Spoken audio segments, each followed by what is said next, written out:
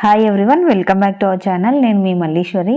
Friends, ఈరోజు వీడియోలో పిల్లలకి చాలా ఇష్టమైన జాము, అది యాపిల్తో ఇంట్లోనే చాలా ఈజీగా ఎలా రెడీ చేసుకోవాలో నేను ఈ వీడియోలో చూపిస్తానండి.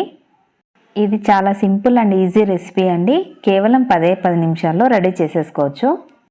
ఈ జామ్ రెడీ చేసుకోవడానికి నేను ఒక 3 యాపిల్స్ తీసుకున్నానండి. మీకు ఎక్కువ క్వాంటిటీ కావాలనుకుంటే కనుక ఎక్కువ యాపిల్స్ తీసుకోండి, ఏం ప్రాబ్లం లేదు. ఈ యాపిల్స్ని ఫస్ట్ పీల్ ఆఫ్ చేసేసుకోండి. ఈ విధంగా ఇలా మొత్తం యాపిల్స్ అన్నీ పీల్ ఆఫ్ చేసుకున్న తర్వాత వీటిని సన్నగా పొడవుగా కట్ చేసుకోండి.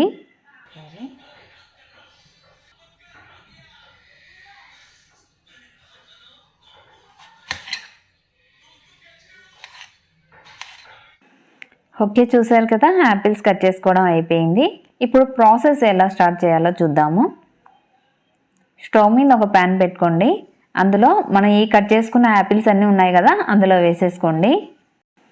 ఇలా కట్ చేసుకున్న యాపిల్స్ అన్నీ ప్యాన్లోకి ట్రాన్స్ఫర్ చేసేసుకున్న తర్వాత ఇందులోకి వాటర్ యాడ్ చేసుకోవాలండి. వాటర్ ఒక టీ గ్లాస్ ఉంటుంది కదా, దానిపైన వాటర్ తీసుకోండి, చాలు, ఎక్కువ అవసరం లేదండి. ఆ తర్వాత ఫ్లేమ్ కొద్దిగా మీడియంలోకి చేంజ్ చేసుకోండి. ఇప్పుడు లిడ్ క్లోజ్ చేసేసి ఆ యాపిల్స్ అన్నీ బాగా బాయిల్ చేసుకోండి. వాటర్ అంతా ఇంకిపోయేంత వరకు బాయిల్ చేసుకుంటే సరిపోతుంది. మధ్య మధ్యలో ఒకసారి చెక్ చేసుకోండి యాపిల్స్ బాయిల్ అయ్యాయా లేదా అని. ఇంకా వాటర్ ఉన్నాయి కదా, ఇంకా కాసేపు పెట్టేసేయండి. అలాగే ఇంకొక 5 మినిట్స్ టైం పడుతుందండి. ఇవన్నీ యాపిల్స్ అంతా నీరు ఇంకిపోయి బాయిల్ అవ్వాలంటే 5 to 6 మినిట్స్ టైం పడుతుంది. ఓకే, చూసారు కదా, ఇప్పుడు బాగా దగ్గరకు అయిపోయింది, వాటర్ అంతా ఇంకిపోయాయి.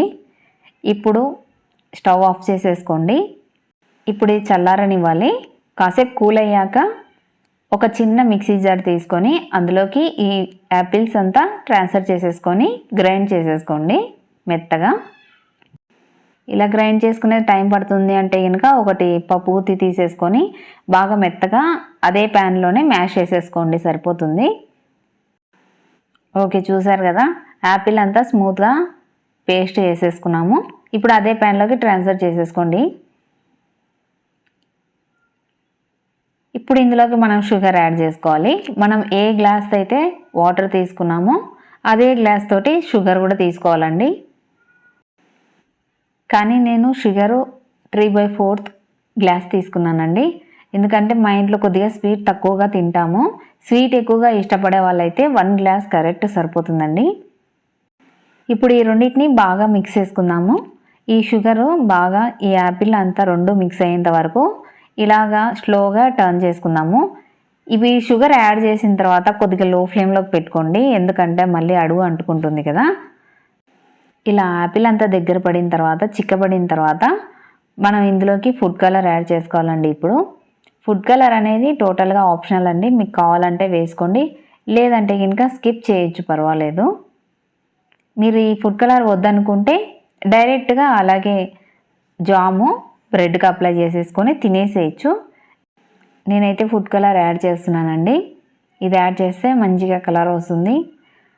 పిల్లలు కూడా తినడానికి బాగా ఇష్టపడతారని చెప్పి కొద్దిగా లైట్గా వేసాను, ఎక్కువ వేయలేదండి. మీరు కావాలంటే ఇందులోకి దాల్చిన చెక్క పొడి కూడా వేసుకోవచ్చండి, మంచిగా ఫ్లేవర్ ఉంటుంది. ఓకే, చూసారు కదా, మంచి కలర్తో మన జామ్ రెడీ అయిపోయింది.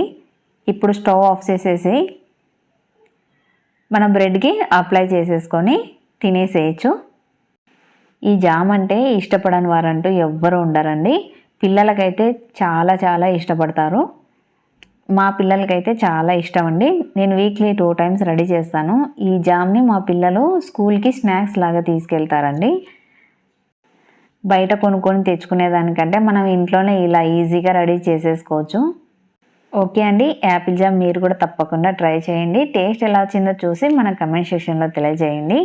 అలాగే వీడియో నచ్చితే కనుక లైక్ చేసి ఫ్రెండ్స్కి రిలేషన్స్కి షేర్ చేయండి. ఇంకా మంచి మంచి రెసిపీస్ కోసం మన ఛానల్ని మాత్రం మర్చిపోకుండా సబ్స్క్రైబ్ చేసుకోండి. Thank you for watching.